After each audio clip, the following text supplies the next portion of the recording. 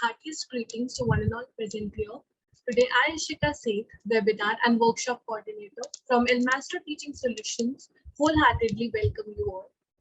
First of all, we would like to introduce ourselves as an educational service provider that is managed by a panel of experienced and eminent educationalists with cumulative experience of more than 10 decades.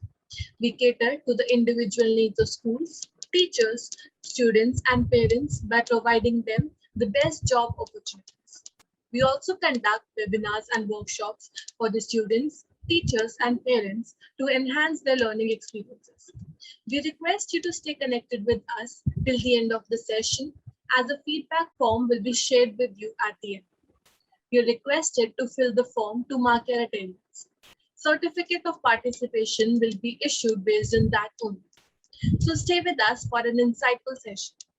Now, I would like to welcome our resource person for the day, Ms. Ashwarya Taneja. Ma'am, it's a great matter of a pleasure and honor to have you among us. Ma'am is a CBSE resource person with experience of 17 years of teaching. She is currently working as HOD Economics in one of the renowned schools located in Delhi. Ma'am is a pioneer in initiating various innovative techniques of teaching and novel competitions. She is listed among the panelists for discussion on national education policy. Ma'am, on behalf of Elmaster Teaching Solutions, I wholeheartedly welcome you. I request you to take over the session. Thank you so much, Astha, for providing me this opportunity, and thank you, El Maestro, for getting together so many educators on such an interesting topic. And El Maestro has been providing competency-based education to various schools they're associated with. And as they said, and Astha said, that you should stay connected till the end of the session. So hopefully we'll have a fruitful session and we'll be able to understand the complex special assessment scheme for classes 9 to 12. So you can use your chat box for your queries, right? And stay muted. But at the end, there will be a question hour session and we can all ask our questions in the chat box. Okay, so let me just start sharing my screen.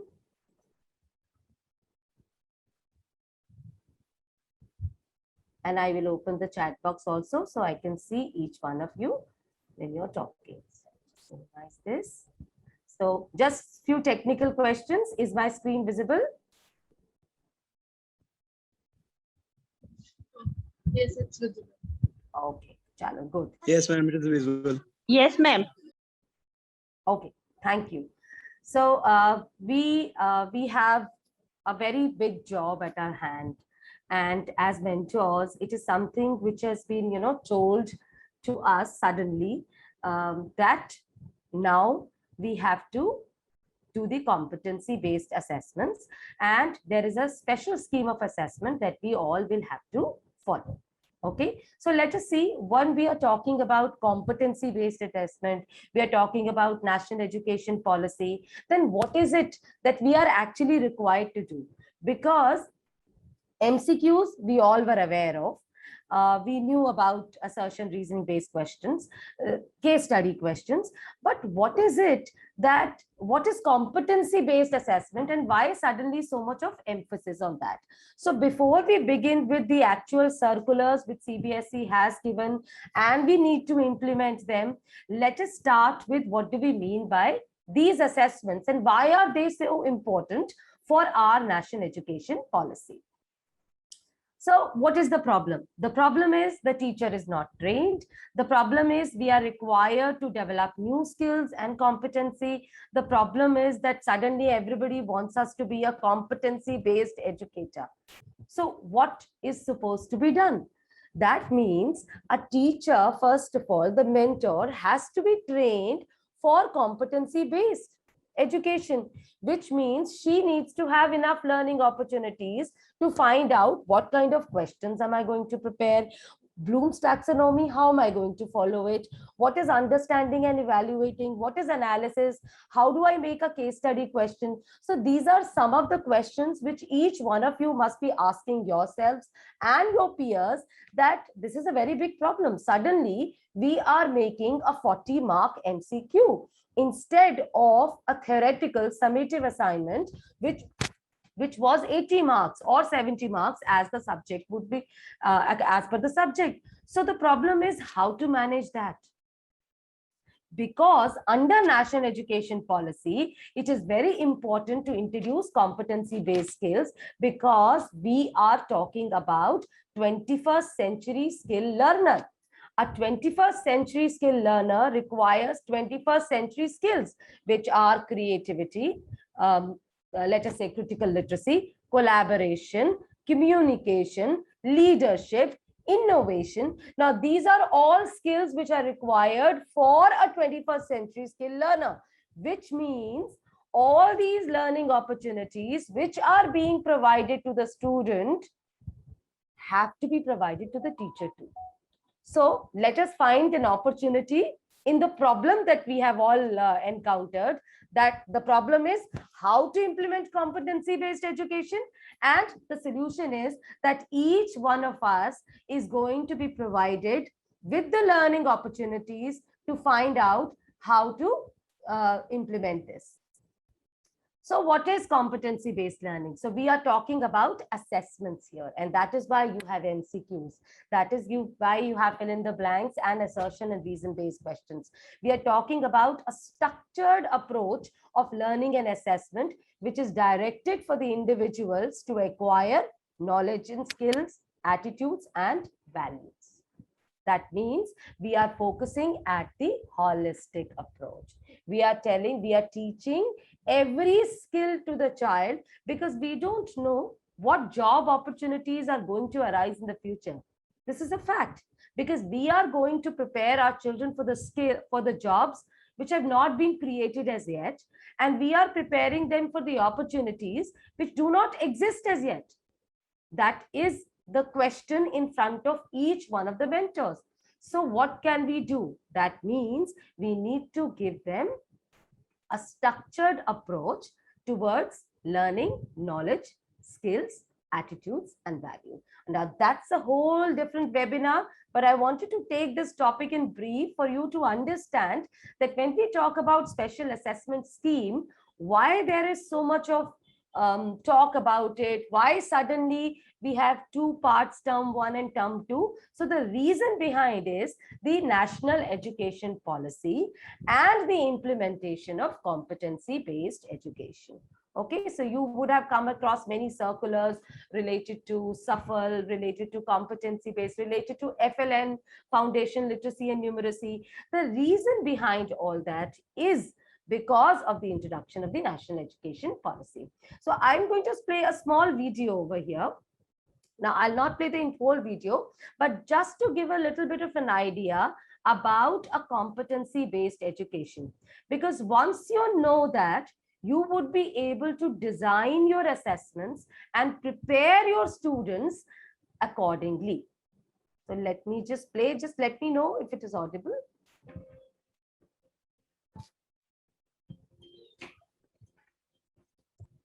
As people are willing to buy more, they're making more and they're charging more for it. How does that relate back to our free market principles? As demand goes up, supply goes up. Because we assess student mastery of competencies, we have a better understanding of exactly what the student can do. It's a more equitable system for assessing student understanding, and it also puts the ownership of the learning into the kids' hands. You're being assessed on competency number 3, presentation of learning.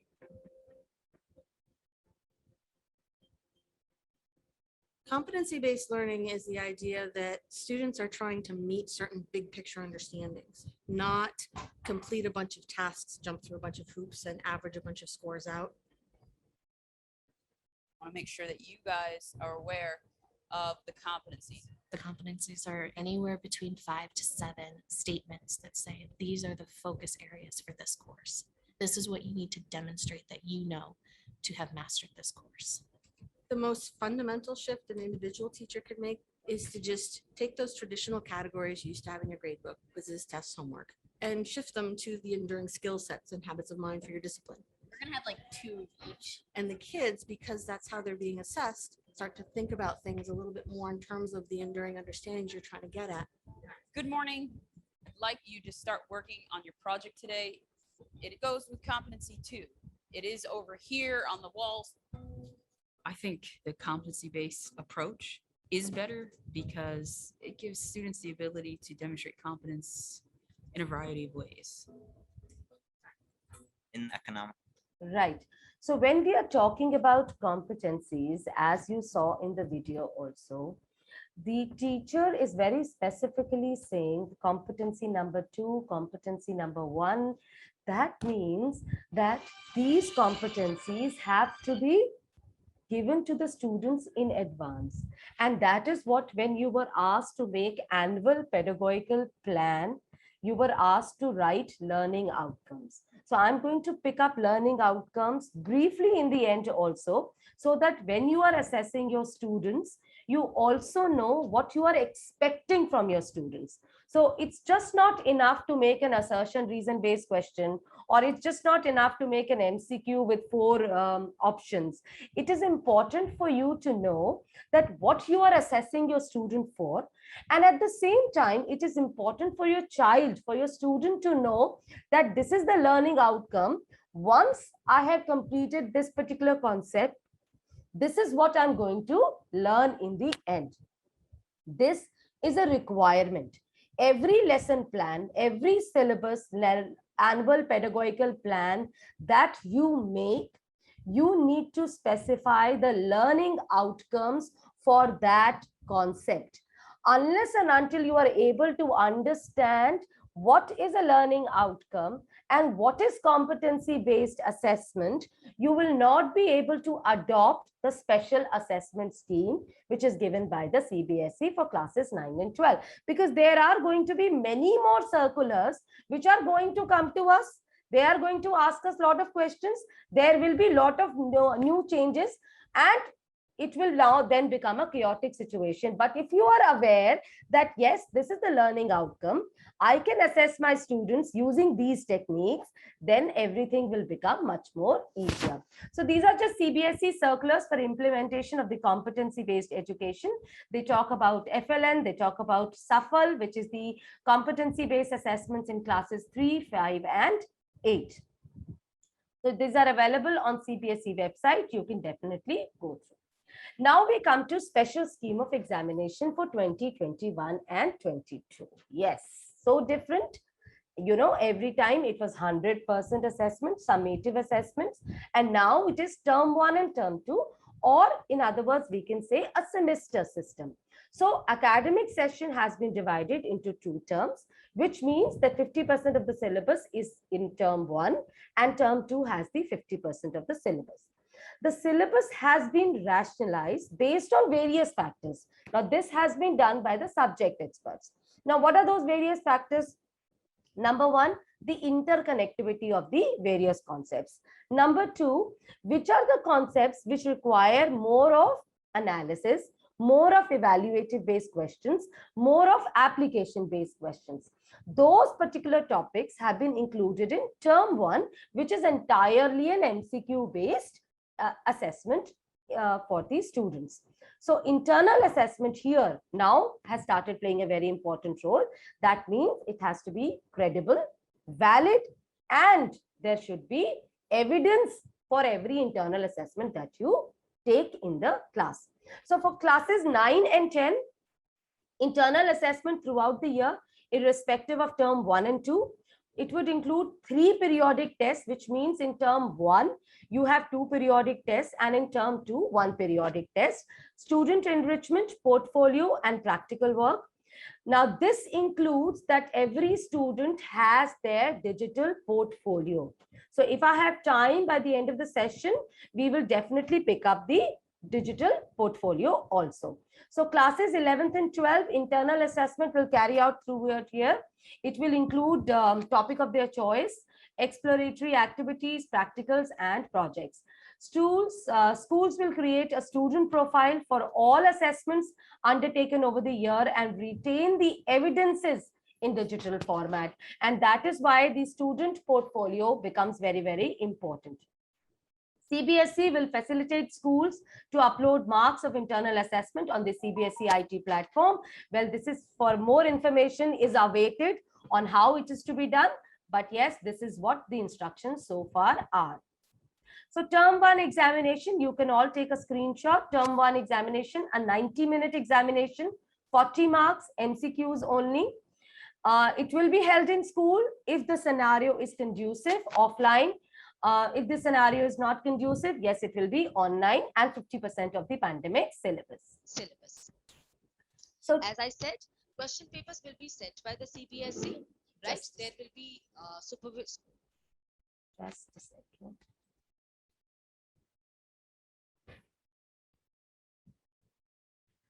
Term 1 examinations, question papers will be sent by CBSE to schools along with the marking scheme.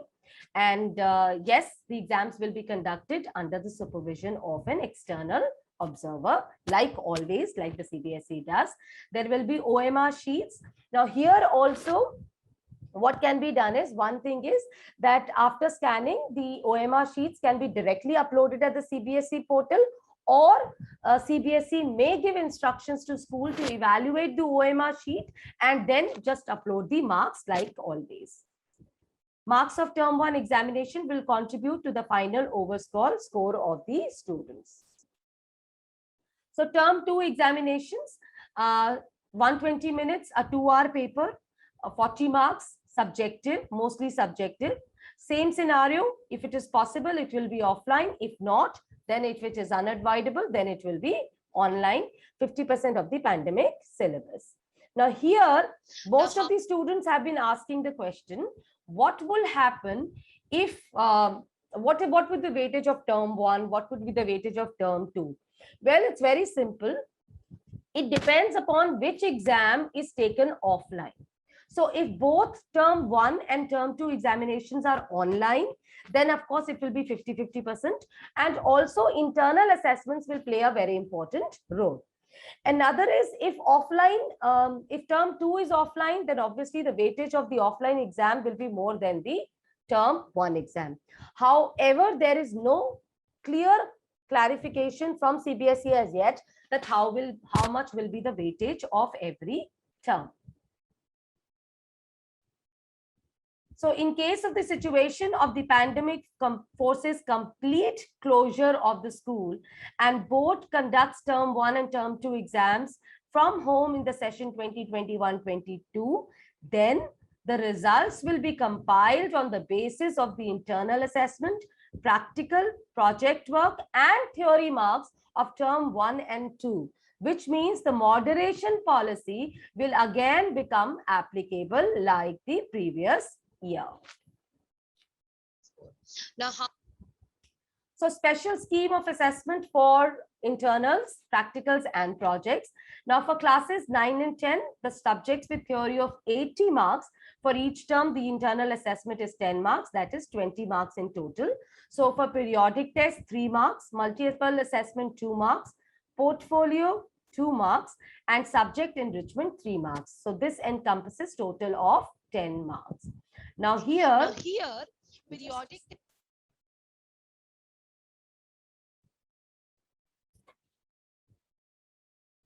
Now here, as you can see, that periodic test is of 3 marks. So multiple assessments will be 2, and portfolio 2 marks. So periodic test, term 1 may 2, term 2 may you can do 1, then or vice versa. There is no hard and fast rule. Role play, group discussion, quiz, concept maps, blogs, debate, recitation, skit, art integrated, sport integrated activities, all can be a part of student enrichment assessments that you do. That is why you need to be very clear about competency-based assessments, because you have to assess your students by different ways. It can be role play, group discussion, recitation, maybe a rap song, a mind map, or a concept map. Art integrated project, yes, they will continue like last year for the subject enrichment activities. Then for subjects with theory of 70 marks, 15 marks for each term, internal assessment. With theory of 50 marks, it will be with theory of 50 marks, it will be 25 marks for each term. With theory of 30 marks, it will be 35 marks for each term. All marks will have to be uploaded on the CBSE portal for both terms. So we have internal assessment for 11th and 12th, especially for mathematics. Periodic test of 5 marks. There is no hard and fast rule that you take best of PT, or you need to take only 1, or you can take 2, you can 3, and you can take any one of them as a part of your practical activity. Math activity file record plus term end assessment of 1 activity and Viva will constitute 5 marks. So in total for term 1, it will be for 10 marks, and for term 2, it will be for another 10 marks. In term 2, there will be math activity with external Viva. So here this time for mathematics, we have somebody from outside. For 70 marks for 11th and 12th, physics, chemistry, and bio.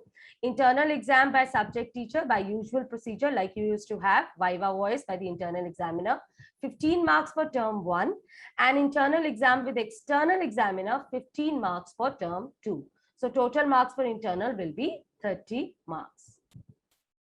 For English, economics, and business studies and accountancy,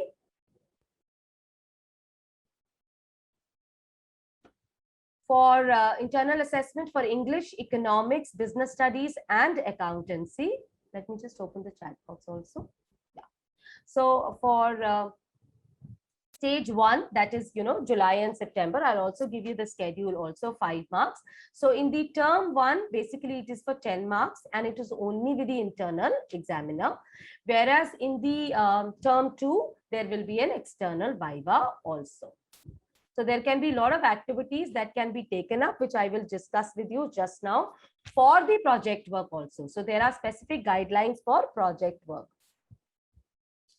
So that means that MCQ paper that you have, that 40-mark paper where you have, you will be judged for your competencies based on knowledge and understanding, application of knowledge and concepts, and analysis, evaluation, and creation. This is nothing but Bloom's taxonomy. So around 46%, this is subject specific. It may vary from subject to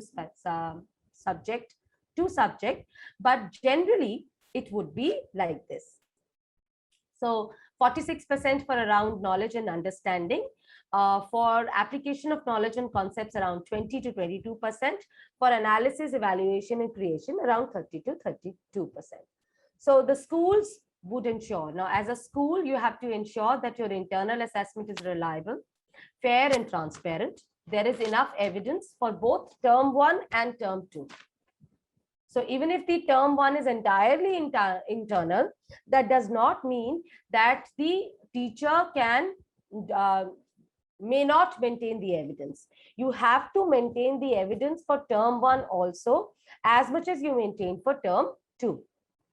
So the evaluation done by teachers for internal assessment has to be based on whatever evidence that you have throughout the academic session, which is till the term 1. The evidence may be, you may be asked to upload the evidence to the CBSE, or you may be asked, there may be an observer who may just to come to check your files or check the evidence that you have. So do not think that since term 1 is internal, we can just give the marks to the students. You have to maintain the evidence for term 1 also. So for other subjects also, like like Kathak dance, Bharatnatyam, and painting, here also internal cum practical work of 35 marks in each term. So what are the guidelines for subjects having project work? You have to do 1 project throughout the session, like you always used to do. The objective is to make sure that the students do research. There is no plagiarism. Children do not give you the copied work. Whatever work they are doing is authentic, and is based on various case studies, right? So it's the same thing which comes again when we are talking about 21st century skills, which is creativity, critical literacy, collaboration, and communication. So the student, you as a mentor, has to ensure that the students are preparing their project in a manner that you are preparing them for all these 4 skills. So they should be able to present their topic also. The teacher plays a critical role. She takes periodic discussions. She makes sure that they have case studies, they have a conclusion, there is a bibliography, and she also ensures that they do not copy the work. They should be able to present their file. Now, generally, what would happen in a usual procedure, students have a file and there is a viva, okay? But now the students under the term 1 in the internal, with the internal examiner, they should be able to present their project file entirely. It can be through any way. They can use a rap song, they can use a panel discussion, they can maybe have a role play, they can do it the way they want to do. So these are the steps which are involved when it comes to project work. The student will choose a topic, they will do the research, they will organize their material, they will present their material, analyze it, do the case studies, prepare a questionnaire, find out more about it, then draw the conclusion of the problem that they have chosen, which is the topic, and then present their project work. The project can be presented in group also. They can do an exhibition, they can do a skit, they can do an album, they can do a song, they can do a storytelling session, they can have a paper presentation, and there are innumerable ways. There is no hard and fast rule to present the project work of the students. And as mentors, and since we are focusing so much on competency based, we should allow them to use their imagination and present their project in the way they want it. Now, this will mean they are customizing it, they are patronizing it, they are individualizing it, and that is what the objective of national education policy and competency based education is. And that is the purpose of this special scheme of assessment, is that we train our students to be able to present their ideas in the way they want it. This is the expected checklist for the project work. You may all take a screenshot for it also, and you may keep it with you and give it to your students. It's also available on the CPSE website in the CPSE circular. So introduction of topic, identifying the causes, events, consequences, advantages and disadvantages of situations or issues identified, long-term implications of strategies, whatever you are employing, validity, reliability, because out-of-box thinking is definitely encouraged. Creativity, definitely encouraged. But at the same time, you have to ensure, and as a mentor, tell your students that out-of-the-box thinking is acceptable as long as it is applicable. The child, the student should know that whatever answers, whatever solutions that they are coming up with have to be valid, have to be applicable, and not just imagination. Imagination, creativity, everything is acceptable as long as it is valid.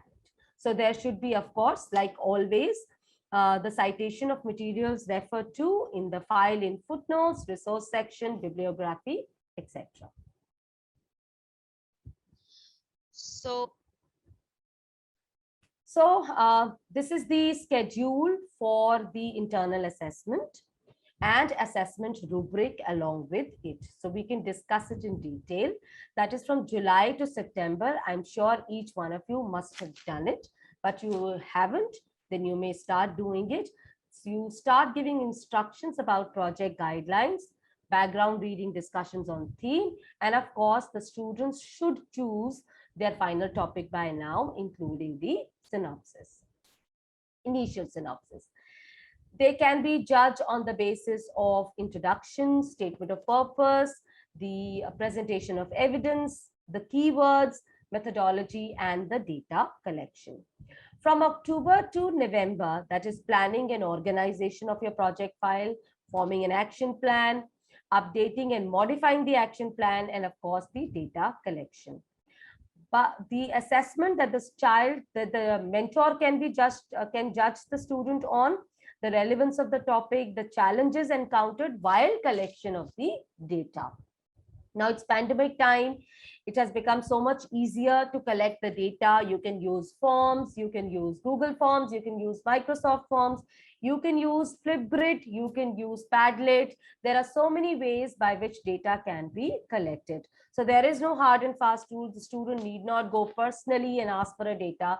And data, yes, it's very important to collect primary data, the authentic data, rather than, focusing what they get from the digital platform, that is whatever they get from the internet or on Google. So 5 marks are for the introductory phase and 5 marks are from October to November. And in totality, product presentation and Viva comes out to be 10 marks. So these are the guidelines for the assessment of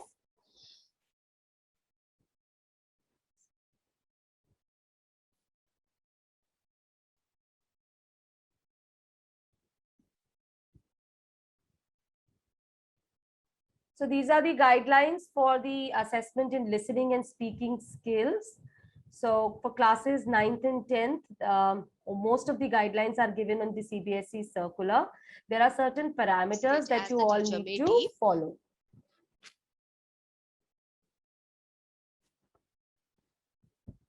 So listening for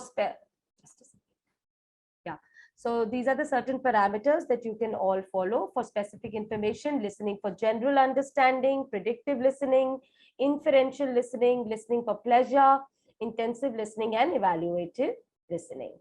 These are the parameters: initiation and turn taking, relevance of the topic, fluency, pronunciation, and language. The assessment of learning and speaking can be carried out throughout the year, and the final term assessment will be done as per the schedule fixed by the school. So now let's come to the typology of the questions, which is the question paper design for 2021 and 22. This has been given for classes 10th and 12th, and it will be also same for classes 9th and 11th also. So duration of each paper to be of 90 minutes. This is for term 1 that I'm talking about. Term 2, we are yet to receive. Case-based questions to be included, which is minimum 10%. All questions to be in MCQ with 4 options. Competency-based questions to be included, which is minimum 20% in class 12.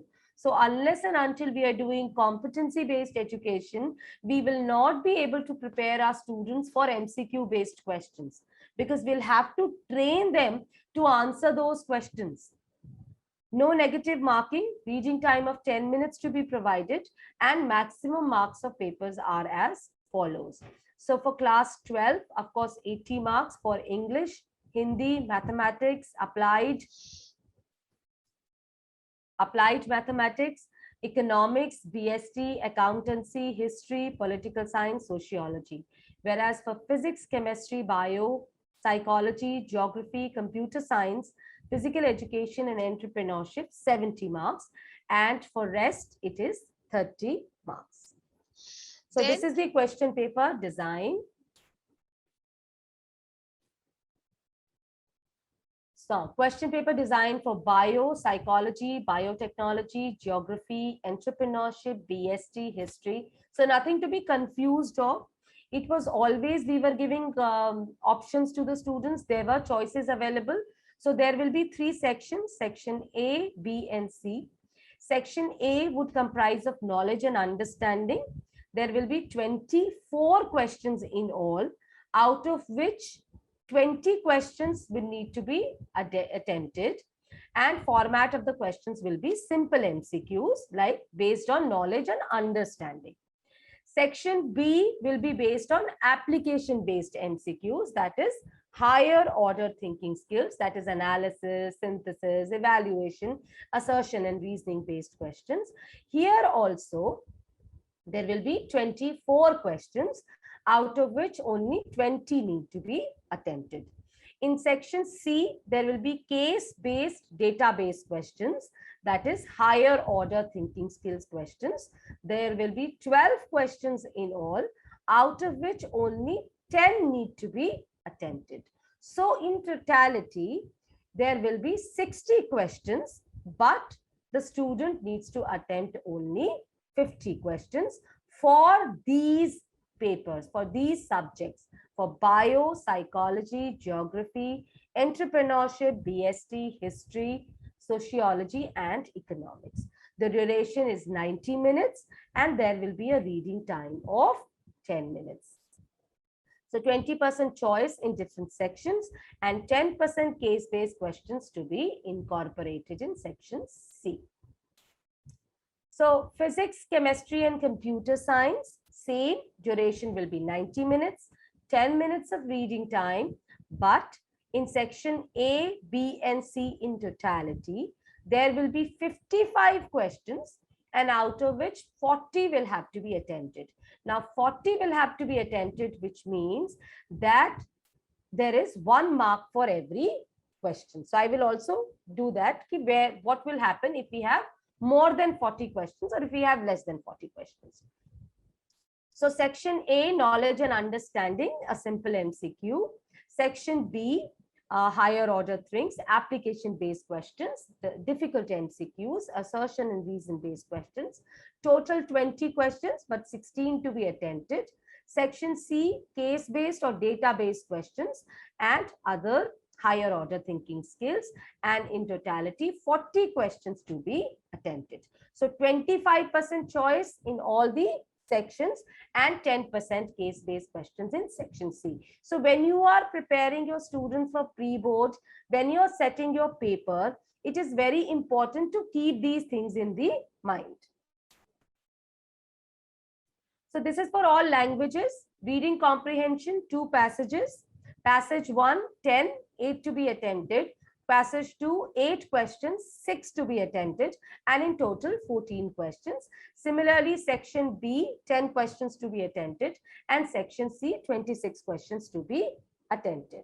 So 20% choice in different sections, 10% case-based questions to be incorporated. So whatever is the percentage of section C, make sure 10% is case-based questions. Prepare original case-based questions so that your students are prepared.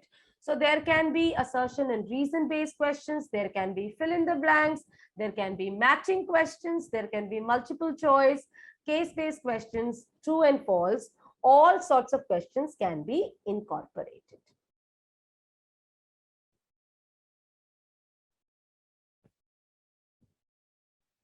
Right. So before I take you to these sample questions, let me just tell you something about a learning outcome. Now, what do you mean by a learning outcome? A learning outcome tells you on what you are going to assess your students. A learning outcome states a clear expectation. Now, when you say, I want my student to perform very well in exams, now this is your desire. You want your student to do well in exams. You want your student to be able to solve all the questions. You want your student to understand all the questions. So when you say, my students have understood the concept, then what you are actually doing is, it is your desire. You should know, you should be able to say, my student is able to distinguish between a developed economy and a developing economy.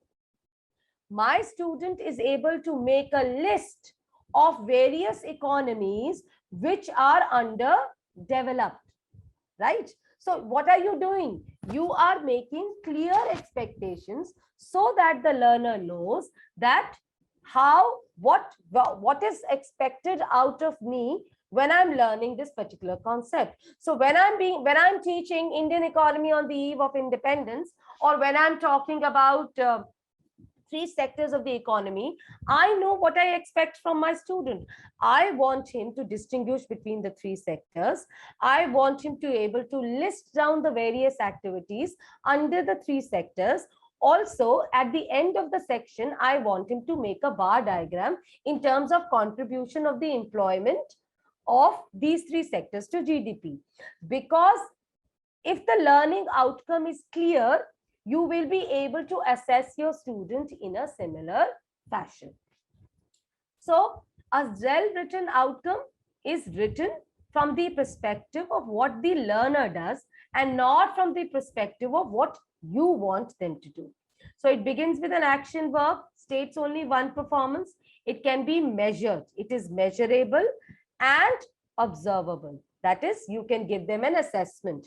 When you do the subject enrichment, when you do the multiple assessment, you need a measurable and observable learning outcome so that you are able to assess your student on that.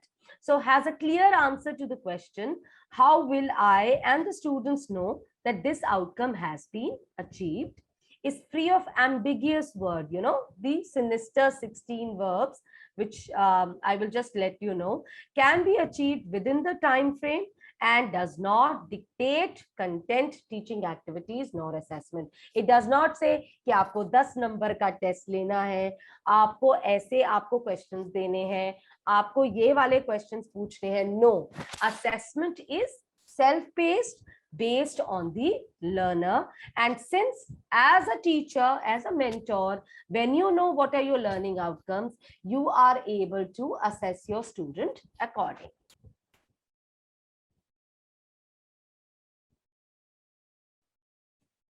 So begin each learning outcome with an action verb followed by the object of the verb followed by phrase. Then use only one verb per learning outcome.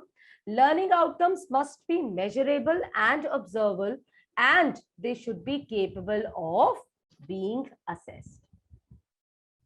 So this is the Bloom's taxonomy.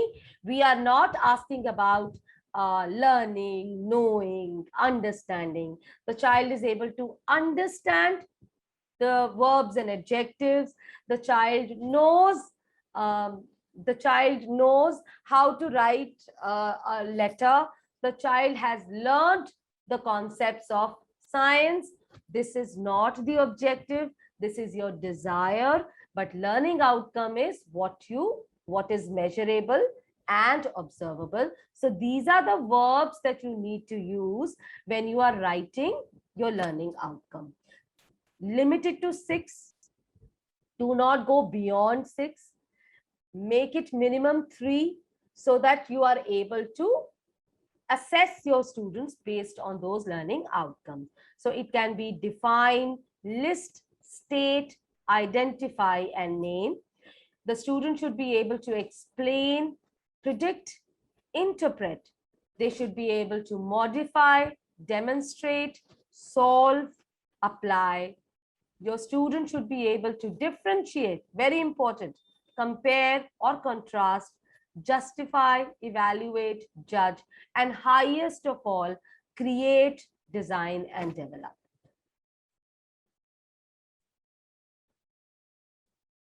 So this is how you write a learning outcome. You start with the context, that is your main topic. Then you come to the content, that is your subtopic, and then you apply your verb, whatever you want your student to be assessed upon. So never think that learning outcome is same as learning objective. Learning objective is your desire, something that you want your students to be capable of. But at the same time, with the competency-based assessments, it is important for you to know that you have to do assessments also.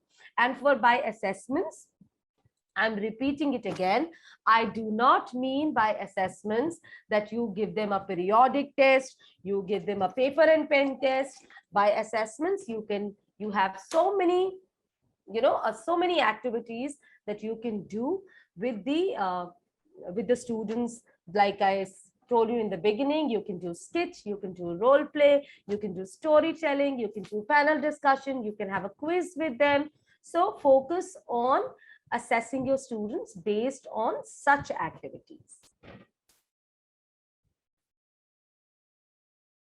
So another example of writing learning outcomes based on a chapter from class 10, globalization. So that's how you create it. The highest is of course create. You start with bottom, which is list, then analyze, then contrast, demonstrate, evaluate, and yes, in the end, create a bar diagram of various types of goods available in the market in collaboration with each other. This is the highest of thinking skills that we want our students to achieve. So this is a writing learning outcome from a chapter in science. This also is just another example of writing learning outcomes.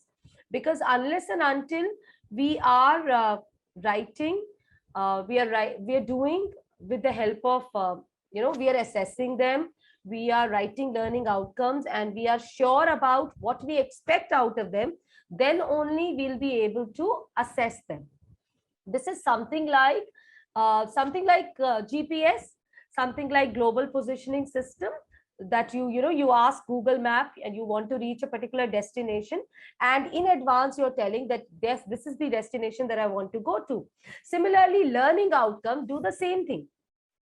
They tell a student and a teacher in advance that this is where they need to reach if they want to achieve their target. So we are moving from a teacher-centered approach to a student-centered approach. This is what learning outcome is all about. We know that every student is learning at their own pace, and every student is different. Every student is individual. And we have to understand that when we are talking about competency-based education, and when we are talking about term 1 and term 2, we are talking about a personalized assessments. Now, there is a difference between individualized, differentiated, and personalized. Here, we are allowing the students to present the internal assessment the way they want it. So let's not standardize it by telling them that you have to either do a PPT, you have to do a sway, or you have to do a flip grid. The idea is that they should be allowed to choose by what mode they want to present their project file.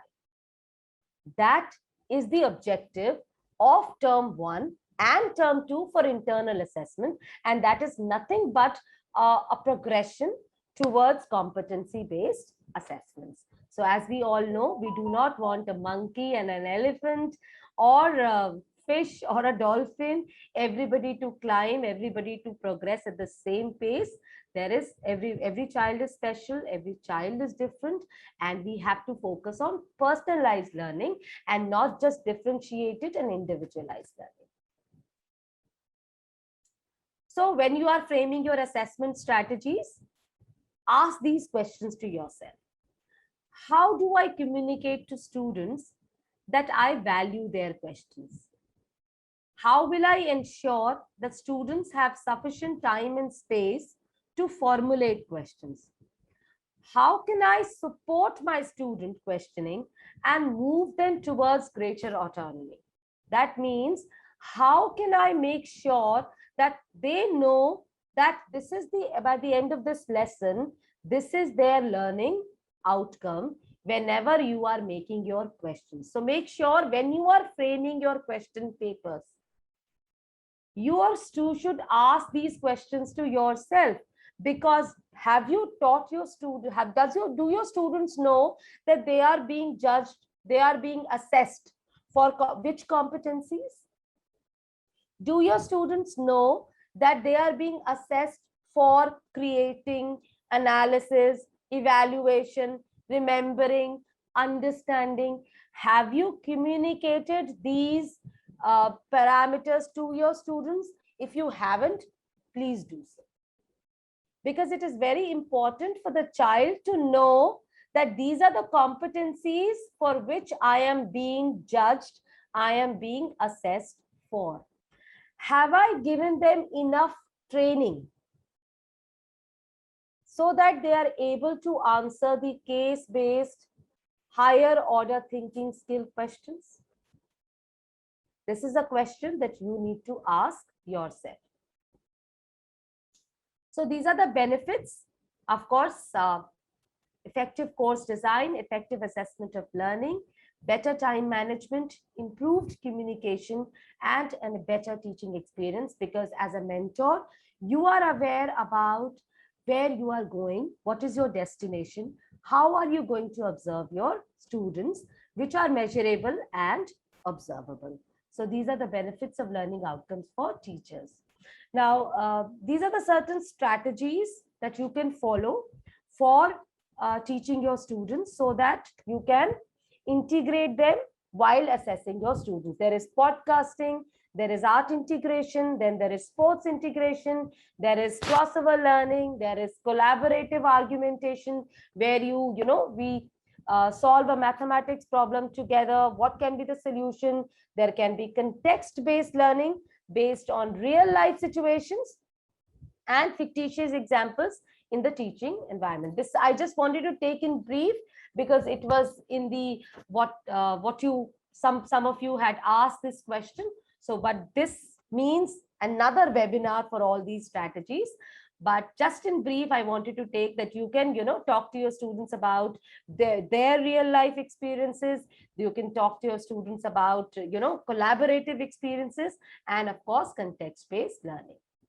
Then there is embodied learning incorporates link between body and mind learning. Then there is flipped learning, emotional learning, and of course, various other methods.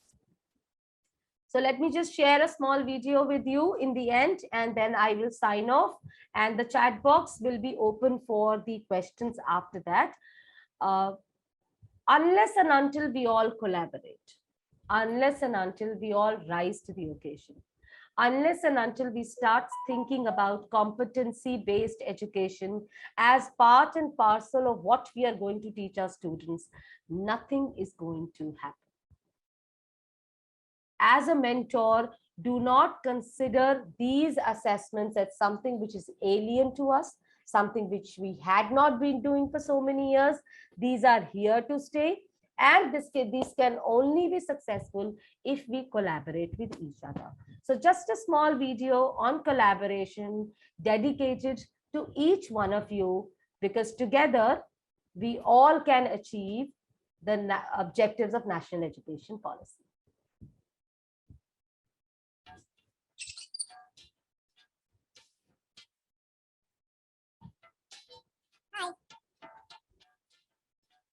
Oh.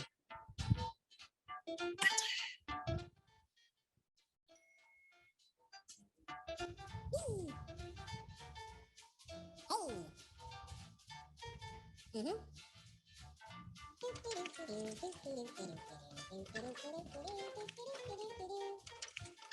Some problems are just too big and too complex for any one person to handle alone.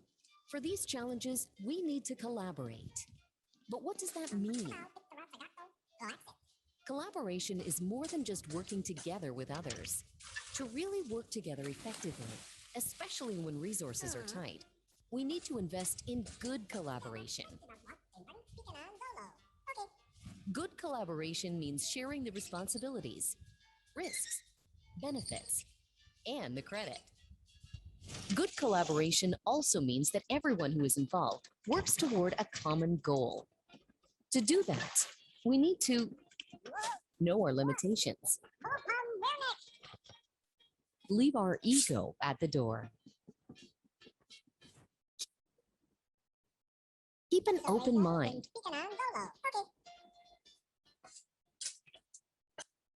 Be physically and mentally present.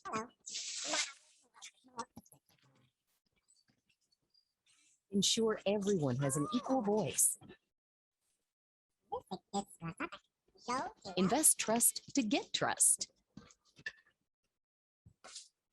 Step out of our comfort zone. Value each other's contributions. There are many benefits of a good collaboration, such as engaged and empowered members, increased capacity to solve complex problems, strong relationships grounded in trust, honesty, and respect, efficient use of resources, and a greater overall impact. Remember, we are stronger when we work together. Alone, we can do so little. Together, we can do so much.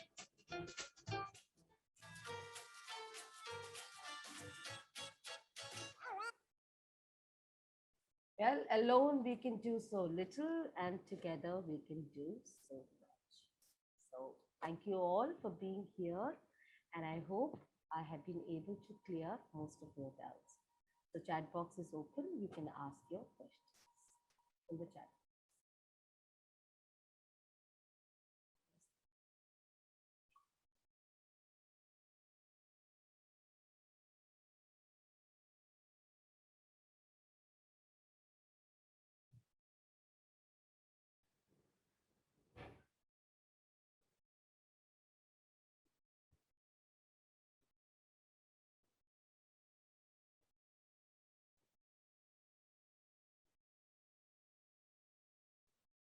I don't see any questions as such, but thank you so much for so many wonderful comments.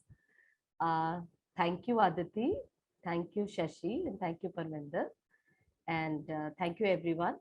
But if there are questions, you can definitely ask in the chat box. Ma'am, Aishwarya ma'am, Gauri ma'am is asking about the portfolio, digital portfolio. Okay, digital portfolio. So let me just try and share it with you. Let me see if I have it somewhere.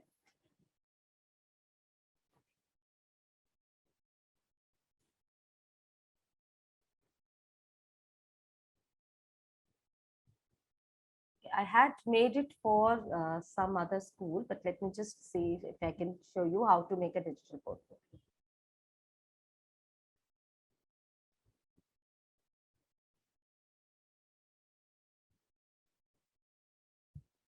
I'm going to share my screen once again.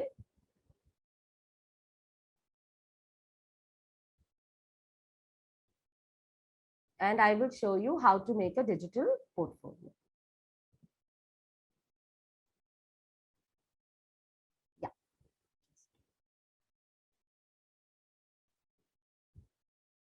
So you can see the screen.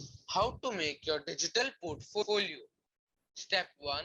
Sign in to your Gmail account. Step 2. Go to Google Apps. Step 3. Go to Google Drive. Step 4. Click on My Drive. Step 5. Click on More. Step 6. Go to Google Sites.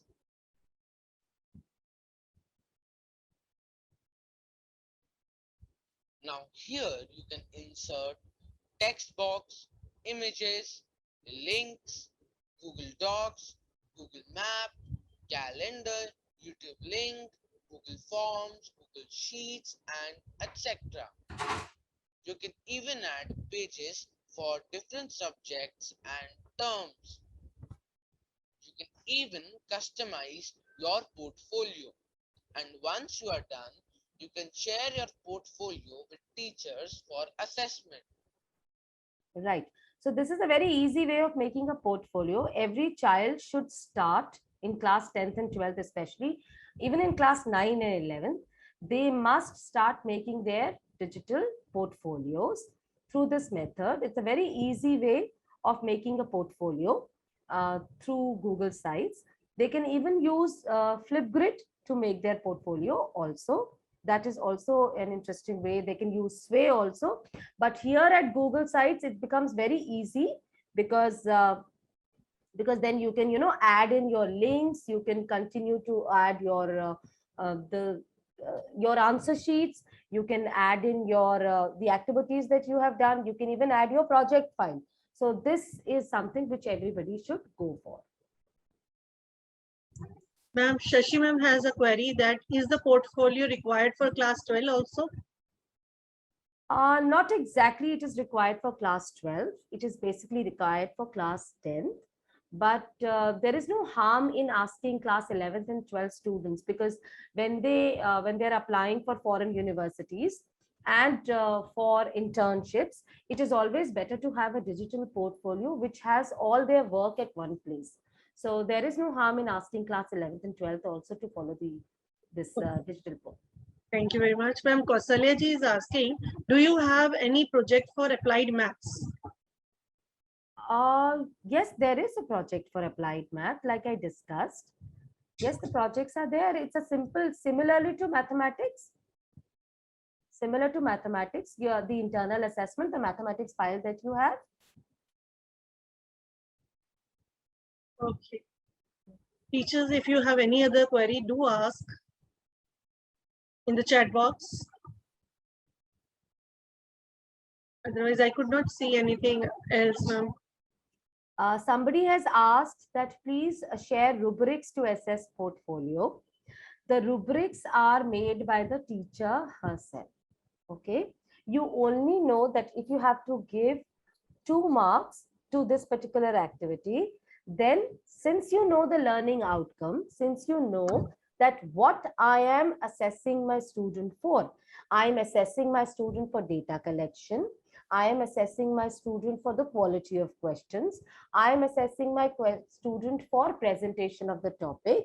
So as per based on what your learning outcome is, you design your own rubric and then assess your student. Okay, thank you. One teacher is also asking about the things, activities we can include in subject enrichment file.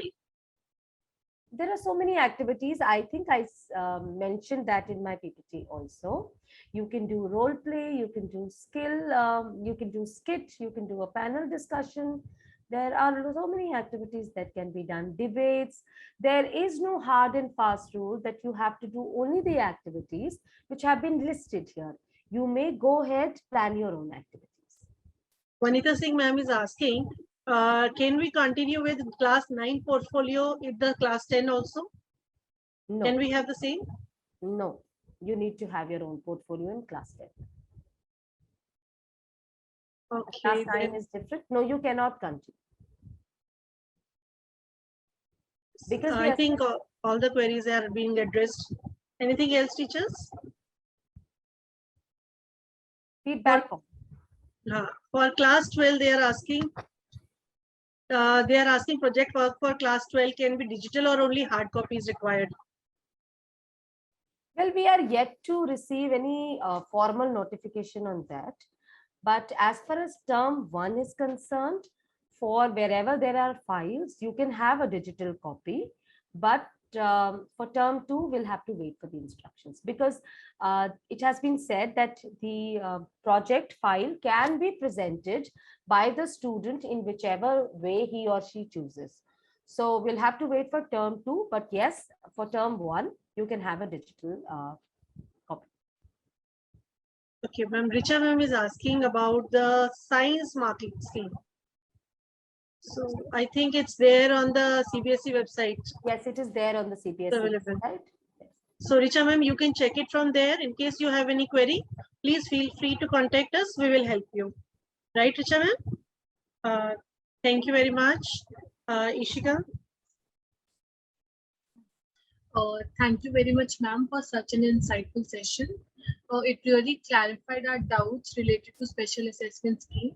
We would really love to join you for more insightful sessions in the future. Dear teachers are requested to fill the feedback form we'll be sharing in the chat box to mark your attendance. Certificate of participation will be issued based on that. Thank you very much. Have a nice day. Thank you so much. Thank you, El Maestro, and thank you, all of you, for being here. Thank you so much. Thank you, teachers, for your participation. Thank you, Aishwarya ma'am. Thank you so much.